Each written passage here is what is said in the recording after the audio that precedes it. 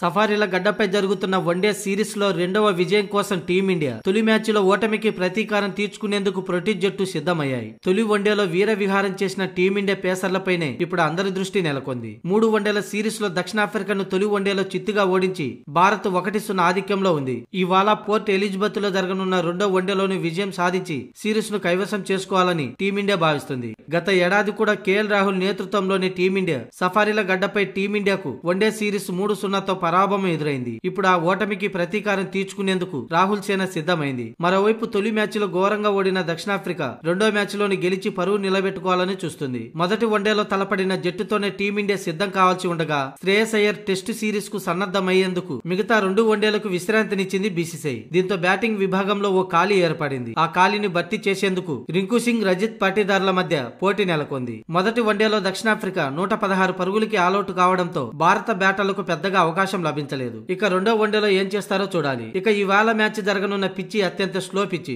భారీ స్కోర్లకి ఏమాత్రం అవకాశం లేదు. గత 12 ఏళ్లలో 8 వన్డేలు జరిగితే ఏ మ్యాచ్ లో కూడా 300 స్కోరు దాటలేదు. వర్ష సూచన లేదు గాని వాతావరణంలో తేమ ఉంది. ఇక ఈ పిచ్చి స్పిన్నర్లకు అనుకూలంగా ఉండవచ్చు. దీంతో పిచ్చి పరిస్థితిని బట్టి చూస్తే స్పిన్ ను బాగా ఎదుర్కొనే శ్రేయస్ అయ్యర్ అందుబాటులో లేకపోవటం టీమిండియాను కలవరపెట్టే అంశమే అయినా ఈ రోజు రెండో మ్యాచ్ గెలిచి సిరీస్ ను కైవసం చేసుకోవాలంటే బౌలర్లు మరోసారి చెలరేగాల్సిన అవసరం ఎంతైనా ఉంది. మొదటి వన్డేలో చెలరేగిన మాదిరిగానే హర్షదీప్, అవేస్ ఖాన్లు మరోసారి కీలకంగా మారనున్నారు.